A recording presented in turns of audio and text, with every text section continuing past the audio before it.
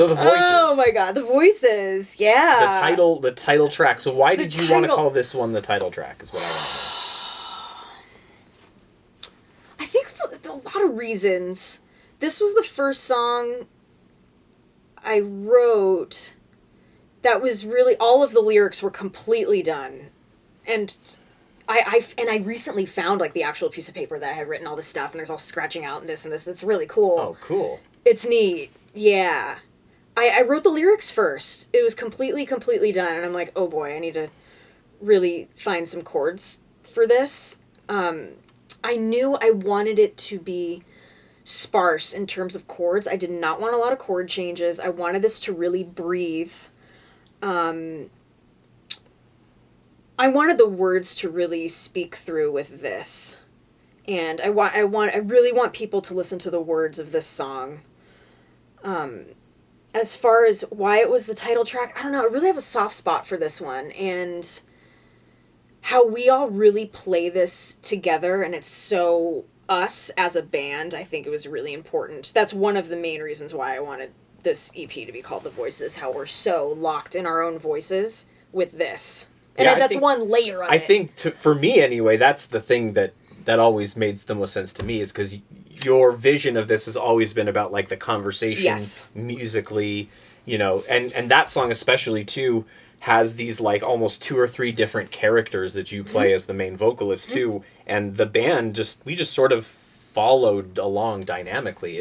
And you're right, it doesn't change chord wise, but we go through these huge sways in like our dynamics, and we did all of that at Sunset Live, basically kind of queuing off of each other, which was lots of eyes, lots of being looking at each other. Together, you know, that was really important. I'm so glad we captured that. And this was really the one song I was a little bit nervous about, to be completely honest. For sure. Yeah. When we went in, I was nervous about this one. Because it was the only one that was open, too. Like, there was the solo, for instance, there was no designated amount of time for that. Nope. Yeah. Nope. You know? We just said, do it till we feel it. Yeah.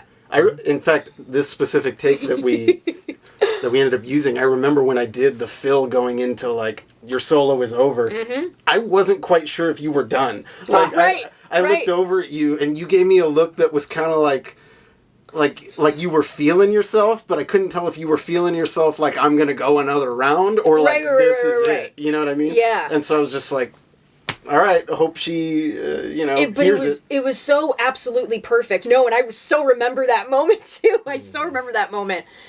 It felt really good. Like, I remember I was just loving the tone of my guitar and really feeling that bass line. Damn, it's just so good.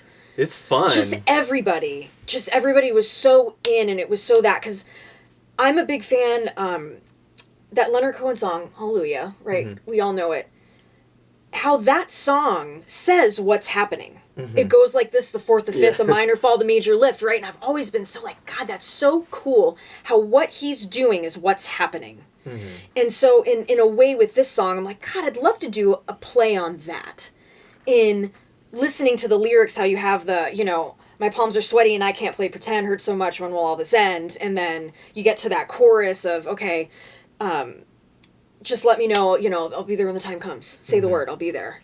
And now you have this, like, positive, negative, ups, downs, that, again, those two, like, you know, the devil and the angel on the shoulder. I wanted the listener to go on that with us, and how we do it sonically. I'm singing it, and then the listener, like, oh, yeah, what she's singing about is happening. I feel it. I hear it. I feel it. Like, that was so important to me. God, you guys just so got that vision, like...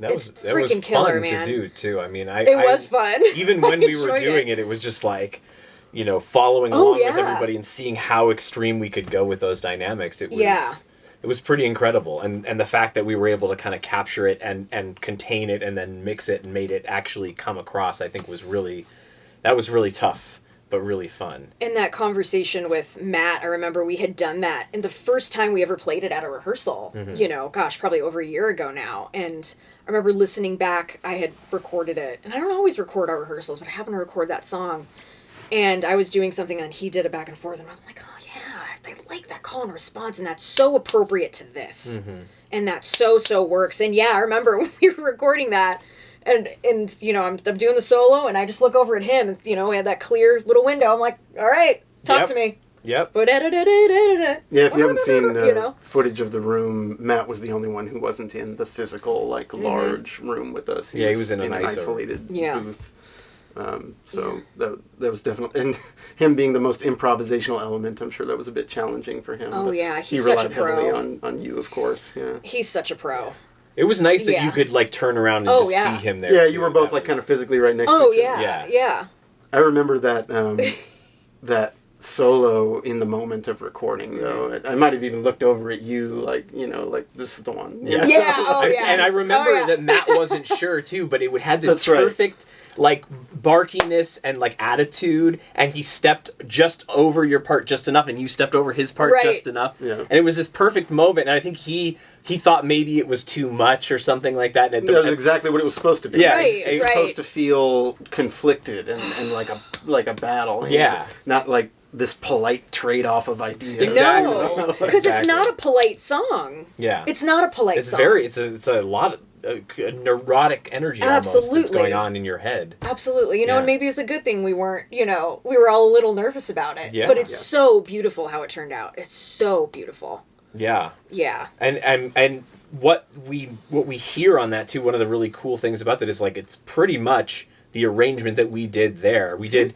2 small overdubs, 1 guitar, 1 extra guitar of yours, and then the vocals, the oohs and ahs to kind of fill in the voices were really the only things that we weren't, like, reacting to there live in the moment.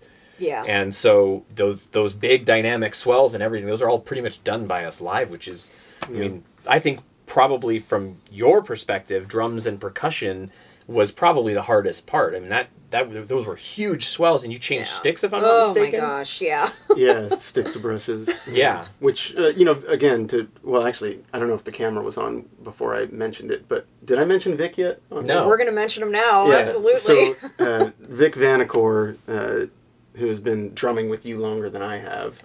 God, playing drums with that guy for 16 years. I think we've all played, you and I have known played him with Vic. about that long, too. Yeah.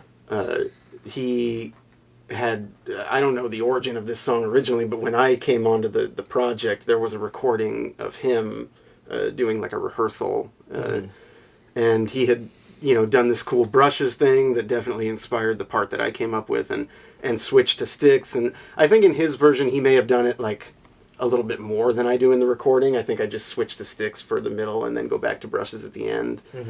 But it was definitely his idea that sparked that, you know. Yeah.